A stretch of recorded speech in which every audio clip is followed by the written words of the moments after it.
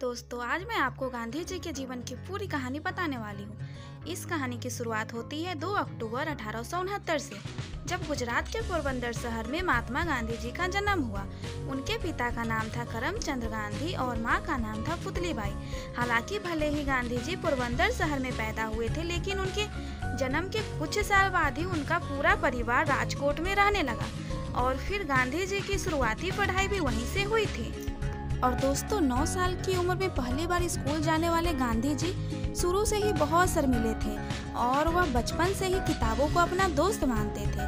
और आगे चलकर महज 13 साल की उम्र में ही उनकी शादी उनसे 1 साल बड़ी कस्तूरबा से हो गई। दरअसल भारत में शादियां उस समय काफी छोटी उम्र में ही हो जाया करती थी। हालांकि आगे चलकर जब गांधी जी करीब 15 साल के थे तो उनके पिता का निधन हो गया। पिता के निधन के 1 साल बाद ही गांधी जी की पहली संतान भी हुई, लेकिन दुर्भाग्य से जन्म के कुछ समय बाद ही बच्चे की मृत्यु हो गई और इस तरह से गांधी जी के ऊपर मानो दुखों का पहाड़ टूट पड़ा। हालांकि इन कठिन परिस्थितियों में भी गांधी जी ने खुद को संभाला और फिर 1887 में अहमदाबाद से उन्होंने हाई स्कूल की पढ़ाई पूरी की और फिर आगे चलकर कॉलेज की पढ़ाई करने के बाद से मारजी देव जोशी जी की सलाह पर गांधी जी ने लंदन जाकर लॉ की पढ़ाई की। हालांकि 1888 में गांधी जी दूसरी बार पिता बने और इसी वजह से उनकी मां नहीं चाहती थी कि वो अपने परिवार को छोड़कर कहीं दूर जाए, लेकिन कैसे भी करके उन्होंने अपनी मां को मनाया और 4 सितंबर 1888 को लंदन पढ़ाई के लिए वो चले गए और फिर 1891 में वो पढ़ाई पूरी करके अपने वतन भारत वापस आ गए। हालांकि विदेश में पढ़ाई करने के बावजूद भी भारत आने पर उन्हें नौकरी के लिए काफ़ी भागदौड़ करनी पड़ी और फिर 1893 में दादा अब्दुल्लाह एंड कंपनी नाम की एक भारतीय कंपनी में उन्हें नौकरी मिली।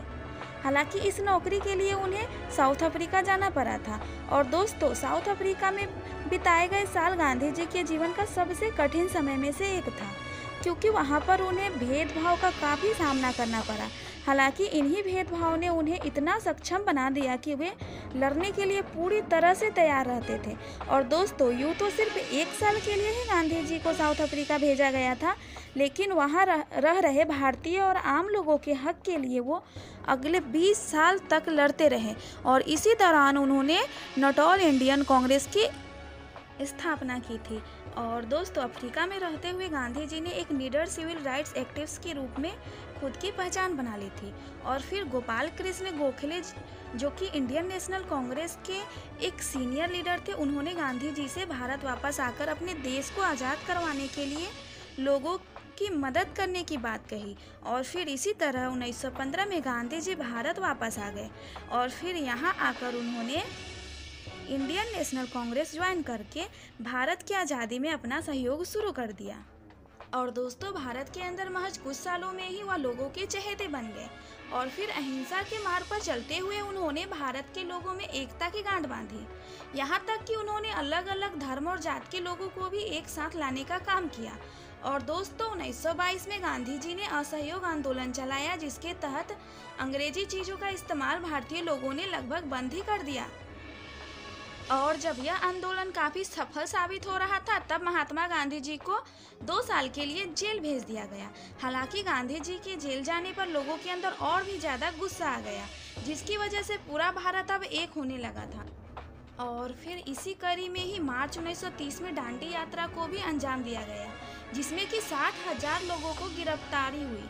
और फिर इसी तरह से ही आगे भी गांधी जी के नेतृत्व में क्विट इंडिया मूवमेंट की तरह ही कई और भी आंदोलन को अंजाम दिया गया और इस दौरान गांधी जी की बहुत बार गिरफ्तारी भी हुई।